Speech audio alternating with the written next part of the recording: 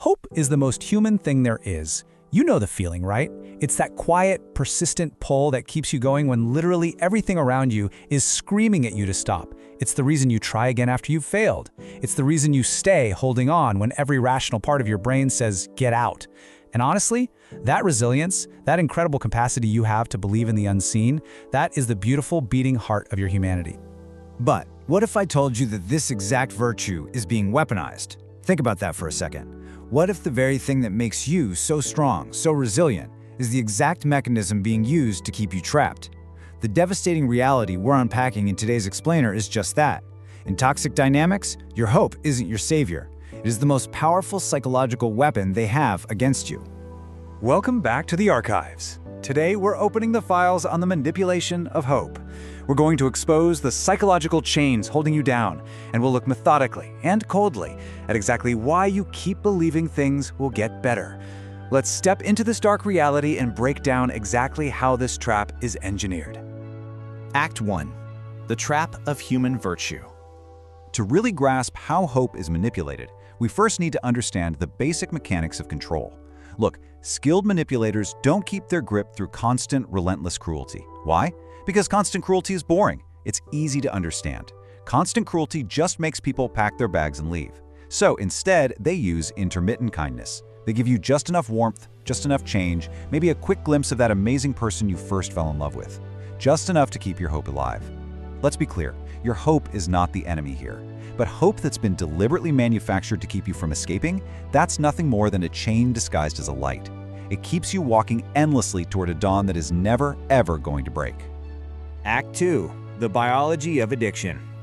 Now, if you've ever felt this intense, crushing shame for not being able to just walk away, I want you to drop that shame right now. Seriously, let it go. What you're experiencing isn't weakness, it is pure biology. Whenever you hope for something, your brain releases dopamine. But here is the absolutely crucial detail. It releases dopamine not when you actually receive the reward, but when you anticipate it.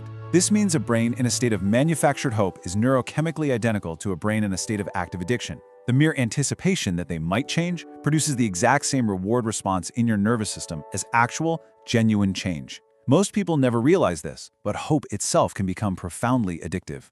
So, you end up placed in this permanent, vicious loop. It goes like this. First, the manipulator withdraws. They pull back their affection, or they become toxic.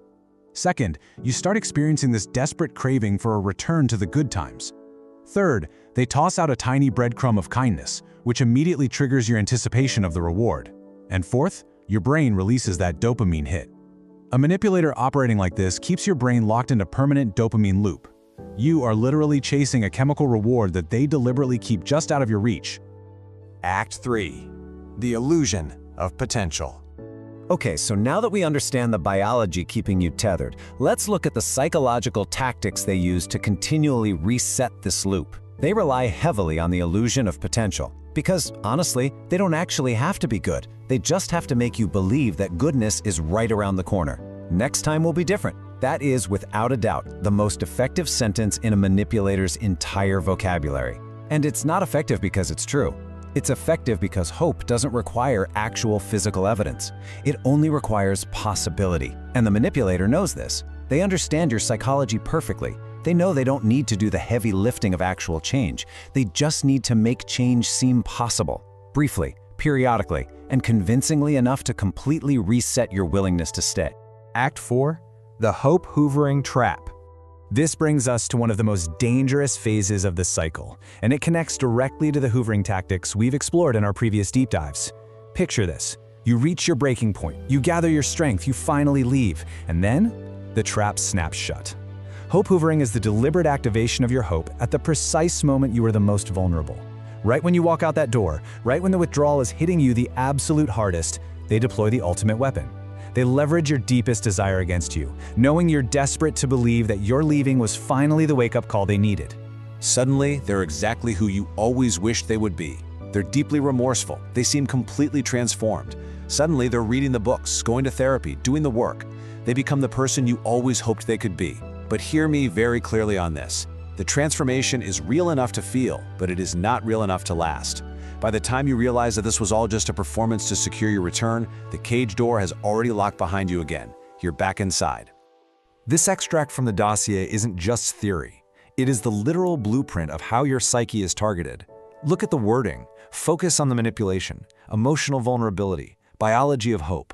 They study your vulnerabilities. They know your triggers. This raw directive is undeniable proof that the manipulation of your hope is calculated. It's a deeply painful realization, I know.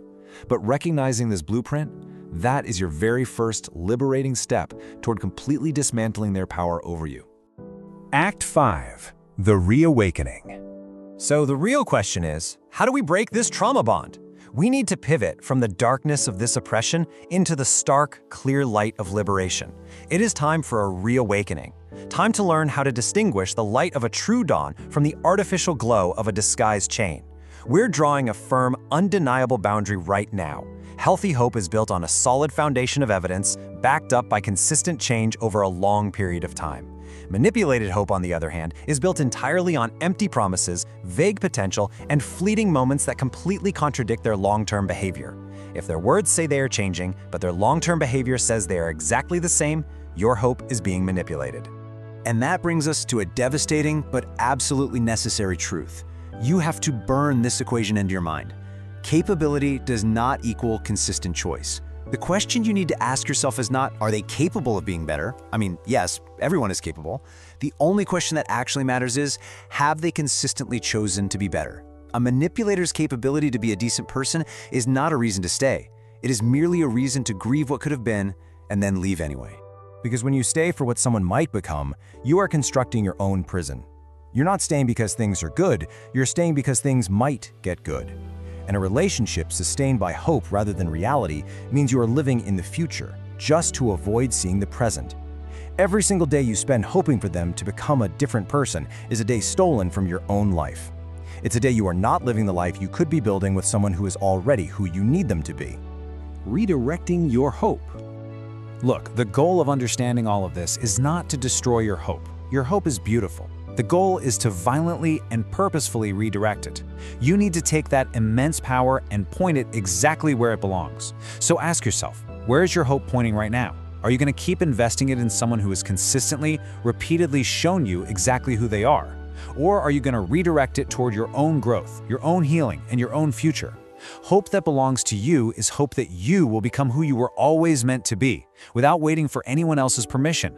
Point your hope toward the person you deserve to become. Your hope is not weakness, and your misplaced hope was never stupidity. It was simply the evidence of a heart that refused to stop believing in something better. Now, it's time to believe in yourself. Subscribe to Dark Archive. Every single week we open a new file, exploring forbidden psychology, buried history, and the dark truths they never taught you in school. The archive is open.